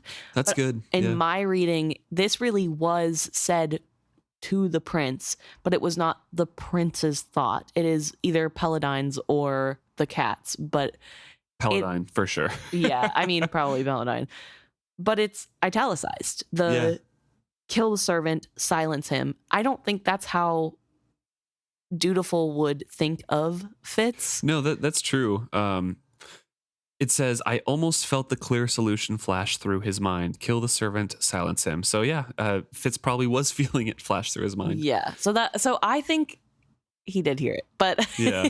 But I think it is also, like you said, something that he just assumes everyone would think, right? Because of his upbringing. Like I think that's why he's like, oh, clearly this is... It's not Ketchikan because she's awesome, but I can't be in love with her because she's awesome. It would never work. She's just a really cool person, and I just really admire her. We'd be great best friends. We'd be great best friends that hold hands and snuggle and stuff, but whatever, in a platonic way. No, I don't know. I think this is a really interesting moment too, though, because when Dutiful like sort of puts away the anger, I do feel like it's also him coming back to himself to be like, okay, I need to calm down. Maybe I can still convince them, and not just deciding to hide that hatred because he's going to kill Fitz in his sleep. Right. You know. But he does master himself from probably the surge of emotion he got from the cat in Paladine, which is admirable. It is a good self-control there. Yeah. The rabbit is now done. They're passing out morsels. Prince kind of refuses anything from Fitz. Fitz says he was too proud to accept anything from me, for I had mocked him. And it's like, yeah, you were the same way at that age. But I think before we kind of get into the next scene as it's transitioning here, we're going to pause it there. It's a pretty long chapter. They're finishing up sharing meat and kind of finishing up their interrogation of the prince. And we'll get some reactions for Lord Golden and Tom Badgerlock. Yeah. They step away to talk soon. So I think we'll end it there. Interesting chapter. It is. For sure. Our first real look at Dutiful. Yes. And sort of how much similarity there is between young Dutiful and young Fitz. Yeah. Really cool parallels between this book and especially these characters and Beric and Fitz in the first. So yeah, I think it's really well done. And I think there's so much depth to everything happening. There's so many layers. I really like it. Mm-hmm. If you like it as well, or if you hate it, let us know. isfitzhappy@gmail.com, or you can go to our website, isfitzhappy.podbean.com or isfitzhappy.com, and click the links to our socials. You can find us at Facebook, Instagram, Threads, Blue Sky, Reddit, YouTube, all of those. And you can message us or comment on any of our posts, ask us questions, tell us your experiences. We love to hear from you. And we'll have that section after a short little musical jingle here at the end. Thank you so much for tuning in this week. Yeah. See you next week.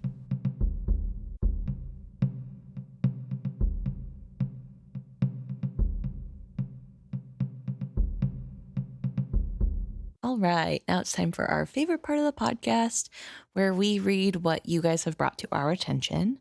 And we are starting today with a message, or I guess a reply on Instagram to episode 270, which is Stone's chapter. But before we dive in, I do want to give a quick shout out and a huge thanks to Zoe and Felix. Thank you so much for supporting us on Ko-fi. We really, really appreciate it.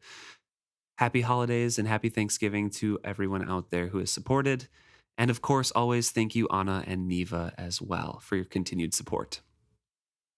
And the first reply we're going to look at is from CDSNJS. And they're talking about Laurel's reaction to finding out her cousin is there and not saying anything to Fitz or Lord Golden. And they said, why she may not have spoken up, I'd be concerned that if they found out I was related to the Piebalds, they might assume I was a spy planted by them. It's all a conspiracy. This man I barely know is about to torture my cousin. Would he do that to me? Which is a pretty valid concern, you know? Yeah. Found out you're related, and then the guy that you've been traveling with is very violent to the person you're related with. Yeah. Let's not reveal any connection. Yeah, I think totally fair. And also, we really do sort of glaze over how little Laurel knows about Fitz and Lord Golden and how she scary. brings it up, and they're like, nah, don't ignore it. You're fine. It's fine. No, but I think this chapter from Laurel's point of view has got to be horror movie level because it'd be so scary. Oh, so anyway, I think that's a really good point. So thank you for that comment. And then we also got a comment from From Joseph. And they said, I think you guys covered the topic nicely. I would only add that I think the trauma he endured, being Fitz, pushed him to start compartmentalizing and disassociating himself from his actions. Without Night Eyes, this could have been the start of the villain arc for Fitz. Yeah, and that is also quite true. There's a real opportunity for him to kind of continue on that path. Yeah. During this. Especially because I think if Fitz would have went through with killing the Piebald, that really would have set him down a path of just destruction. Yeah. Because at that point, what's stopping him from just doing that with anybody that comes in his way? That does lead into another comment that we got on Facebook, but we'll get to that in like a second. Yes. So good call. Thank you, Joseph. We also got a DM on Instagram from listener Harry, who wrote in to say they had a theory on why the Blackstone in the inn messed Fitz up so much. And that's that the inn has been gradually imbued with the experiences / memories of the visitors there in the time since the Elderlings, which means a lot of tiredness and drunkenness, which is what Fitz felt. Yeah, that's something that we didn't really examine during that episode. And that's completely true, is that the stones might still be, absorbing memories and being touched and just being around that revelry night after night. And being an inn, people are going to be tired and sleeping there. Yeah. And I think it really goes to the fact that we don't really know how the Blackstone works. So we don't know if it stops working after a while, if this was faulty, if something changes it. But presumably, I mean, if you think about the Blackstone Road in the first trilogy, there are so many people walking on that road. Surely that's not an important memory that they wanted specifically for the stone. Maybe it's just a byproduct of things happening on the stone. And, specific days in Kelsingra are captured of the whole streets of people walking around. Why those days? We just don't know. Yeah, so it's really interesting, and I really love that theory, so I will be keeping it. Thank you. So thank you, Harry. We also got a few comments on Facebook. And specifically, this is kind of what I was talking about with Fitz kind of going dark mode. We got a comment on episode 270 as well from Christian. And Christian says that this is where they thought Beloved made the connection that maybe Fitz lost too much humanity to Girl on a Dragon and kind of recognized parallels between Fitz and Kennet in his actions, and that Christian made those parallels as well, reading it and seeing like the self kind of reasoning that Fitz does in his own mind to justify his actions, which is a really, really interesting thought. Yeah. Christian says, I also feel Fitz relies unknowingly on Night Eyes for the compassion needed for a full life experience. When Night Eyes and Fitz haven't been able to stay connected during the last couple chapters, Fitz starts reasoning with himself almost like Kennet. Am I the only one who sees this connection? And I genuinely didn't see the connection until you have written it out like that. But I do see that connection now. And I do really like the idea that it is Night Eyes being that crutch of humanity. Yeah. And I think it's definitely something we should be looking out for next book especially, and the next two books. Whenever Night Eyes is gone, because I would love to know if we see how that affects how Fitz starts using compassion, how he understands the world, and how much more Kennet we see. Obviously, there's difference because Kennet is so evil, I guess. I mean, he's so isolated and has lived with just relying on himself for so long, and Fitz goes back to an environment where a lot of people care about him. Yes. And he has like specific jobs, and he's not like in charge of anybody anymore, and he's not in that position to make evil choices, quote unquote. So it's going to be harder to pick out, but it is something to look at for sure. Yeah, but I do definitely see the parallels of like Kennet whenever he feels like his secret is out, immediately killing people. He just, no hesitation. They can't know about me. that is too scary. That's a big feeling and I have no way to process that. So I got to kill them. And then also seeing Fitz, this guy knows I'm witted. I have to kill him. He knows my secret. It's too much. I'm going to kill him. Yeah, and there's Cookie Baker responded to Christian saying that here's another, like, this chapter is another reason that we see in the books why Fitz couldn't go back to Buckkeep. This is how he feels on the job for the Farseers, that all of his choices are taken away. He convinces himself that, like, all of these horrible things I have to do. So it just wasn't, it's not a good mind space or like a head space for Fitz to go back. So that's another kind of visual reason why he can't. Yeah. And especially when you add on the layer that he has given up parts of himself to the Stone Dragon, he is partially forged. So it feels like there is a part of that humanity missing to be able to reason through why you shouldn't just kill somebody because they know your secret. Yeah. And I think it was really easy to sort of skim over that because he was trained as an assassin and like you got to destroy all threats to the throne. But then when you really think about it, he wasn't asked to kill people that many times. Like, yes, he did kill people for the throne, but it wasn't like every person who was a threat had to be killed. A lot of people, though. If you take away the people who were forged, the like one year he killed like 13 or 14 people. What? Or maybe like 7? I don't know. When he turned, maybe 13 sticking in my mind because he was 13 years old. He made his first kill. And then there's a throwaway line. It's like, I killed blank more times for my king that summer. I thought that was about the Forged. No. Okay, that was was before. Like, okay. Yeah, that was before the Forged. Surely not every single person who was a threat to the Farseer throne got handled with poison. No, but like, remember, Dukes would call in and say like, hey, this person is a problem. Like, that's what happened when he went up to Burns. Yes. To deal with that person. So, like, they could get, they could call in and say, like, hey, this person is an issue. And they would send the royal assassin. Whatever. Sorry, that was rude. Yes, you're right. That's true. There are other dates. So maybe it is. Maybe I'm wrong. But I was thinking more of, like, with his full humanity intact, he understood that there were other options and that death was the last possible one.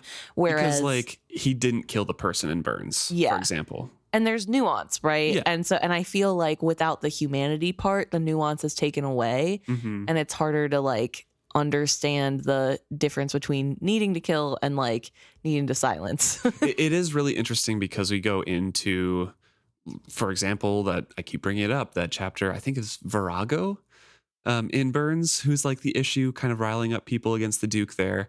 And Fitz is so flexible, thinks on his feet, comes up with brilliant plans, does things like in the moment. And then you have this chapter that people are talking about and he gets something in his head and that's what he has to do. Yeah. So inflexible now. Yeah. And I do wonder how much of that is the trauma? Like, okay, Fitz how much is the trauma? How much is Chade preparing him for, like, the other jobs? Yeah, it's definitely hard to tell whether or not this is a mixture of things or just one thing. Yeah, if it's like just the trauma responses that he had, like you were mentioning. So yeah, tough to say, but like this chapter, the Stones chapter, was definitely rough. Yeah, on Fitz, and good parallels to point out there, Christian. Happy Thanksgiving back to you. Hope you had a good one. Yes. Also, Ellen wrote in to talk about how this actually isn't really their favorite series. Yeah, the trilogy itself. Like a lot of people say, this specific trilogy. Tawny Man is one of their tops, and Ellen's like, nah. Yeah, they find the first couple chapters too slow, or like they feel really slow, and that takes up like half the book. And then by this chapter, they start to zone out again. So there's like a little bit of back at Buckkeep, there's like some fun things happening there, and then goes out on the adventure, and then you get to this, and there's just such a disconnect from other characters that maybe Ellen thinks that's the reason why. Yeah, maybe it's his isolation, his lack of communication, and his tendency to gaslight himself away from human connection that I really don't like. Which I agree. I think that sometimes this book I have found to be a little bit more exhausting because of the repetitiveness of Fitz being so single track minded and being so obstinate in some things. Yes, he just he really is putting his foot. He doesn't want to do any of the things he's doing, which he never has. But for some reason, it's more one note. And maybe that is supposed to be reflective of the fact that he's partially forged, right? But I feel like I agree. I do understand this one's pretty slow. So I get but not liking the early chapters is very much a hot take. Yeah, that is a hot take. People love the cottage chapters. Yeah, I kind of love hearing a hot take that I don't agree with. Love it. So fun. Yeah. But I do love it, if only because it's kind of one of the few times we get Fitz having a good time. With little to no consequences to that. Right. I should caveat. But no, totally get it. And I would love to know if anybody else out there also dislikes this trilogy or this book specifically, because it'd be interesting to know, considering so many people are normally so vocal about liking it. The last thing I'll say is that we got an email from Quinn as well. And this is about a previous episode. This is episode 265, kind of talking about hair and wigs, things like that. I just kind of wanted to throw this one in at the end. Quinn says, a good hairline was a status symbol among European men as a sign of good breeding. Wigs became fashionable because of an epidemic of syphilis causing bald spots. Powdered wigs became fashionable because the wigs were made from animal hair and the powder helped block odors and, allegedly, helped keep the wigs free of lice. Personally, I love hearing about headcanon and crackpot theories about the podcast as well, so keep those coming. So thank you about the little additional information about the wigs and stuff there. Yeah. That's always fun to hear. I feel like I had heard some of that before, and in the back of my head, I knew it was something about syphilis as well, but I just never really dug into hair or wigs that much. So really appreciate everyone coming through with the knowledge. I know. I love how many of our listeners are so knowledgeable. Thank you so much for widening our horizons. Quinn also says that they enjoyed and would be glad to hear more background from the short stories in these episodes. So it's another chalk one up for the short stories. So again, as we're kind of nearing the end of this book, I think the plan is, this is a long ways out. So hopefully the plan stays the same from here until then. Yeah. I'm publishing these so you can all hear it and try to hold me to my promise, is that we're going to do The Willful Princess and the Piebald Prince as like an interlude episode after we finish this book, before we pick up for the next one. It'll probably be around our 6-year anniversary, just based on the pace that we're going on for this book. So we'll see. It'll be somewhere around, end of or middle of February or something, or early March. We'll try to get that done. Yeah. So we are going to do that. It's just not going to be for this specific book. And also is looking for kind of more book recommendations specifically from Emma, because Quinn picked up Wheel of Time on my suggestion, is liking it so far. And even though Quinn approves of me kind of comparing the two books and other literature pieces to what is happening in this book, and it's interesting to see how authors kind of choose similar things but go different directions with them. I try to avoid that as much as possible because this is specifically a Robin Hobb podcast. But I thank you very much for appreciating that at least. Yeah. Ooh. But yeah, book series specifically from you. I'm curious what Emma would recommend as another must-read series. Ooh. It's tough for you because... It's tough. I feel guilty recommending books to people because I like young adult typically, like young adult fiction specifically. Shouldn't feel guilty about that. I shouldn't feel guilty about that. It's all reading. And mostly people get put in the young adult section because it sells better than adult fiction. So like most of the time I'm reading stuff that is the same as what you would read in adult fiction. It just feels weird to be a grown up in the young adult section, but I can be a young adult. But yeah, I guess my favorite series has to be, besides Realm of the Elderlings, obviously, has to be the Red Queen series by Victoria Ayard. I think it's really Aveyard? Aveyard, yeah. Sorry. Sorry, Victoria, if you're listening. Aveyyard. Yeah. I'm a big fan of those. I feel like it's really interesting. It touches on class struggle, and then it also is sort of heavy on the political schemings. There's also a big twist in it that shocked me, and not to brag, but I'm pretty hard to shock on twists. So Emma is one of those readers, like I am not. So this is why I'm we are saying two one very of different those readers. Emma is one of those readers who likes predicting what is going to happen next, and is really trying to think of what the next steps of the plot are going to be. I'm constantly guessing ahead. I'm constantly making predictions. I'm there for the ride, baby. Luke loves it. Luke loves when I read a series that he's already read, so I can tell him my predictions. Like The Wheel of Time right now. Yeah, I'm currently reading The Wheel of Time. I think I've said it before. Still doing it. It's a long series. And I also love talking about my theories. Clearly, we have a podcast all about it. So, yeah, I love guessing. I love guessing ahead. And the Red Queen surprised you. The Red Queen did give me a surprise. Not fully, but it did surprise me. And that makes it a really good read in my book. And it also has like a love interest. I'm a sucker for romance being part of the angle, but I think it also handles something that maybe readers of Realm of the Elderling will appreciate. It handles mental health as well. And also there is a war happening in the series where the main character does have effects of being in a war instead of just the typical, like, I was in a war. Anyway, I'm totally fine, have no reaction to anything because of it. I appreciate I've read the first book. It's been a long time since I read it. I did like it. The first book is leaning more towards the YA. And I haven't read the other ones, but Emma assured me that the other ones kind of dip way more into I think the first adult themes. Yeah, the first one is sort of a get started, understand the world, get the basic premise out of the way. Yeah. Per usual. But as it goes forward, I think it's only 4 books long, so it's not even that big of a series, but maybe 5? I don't know.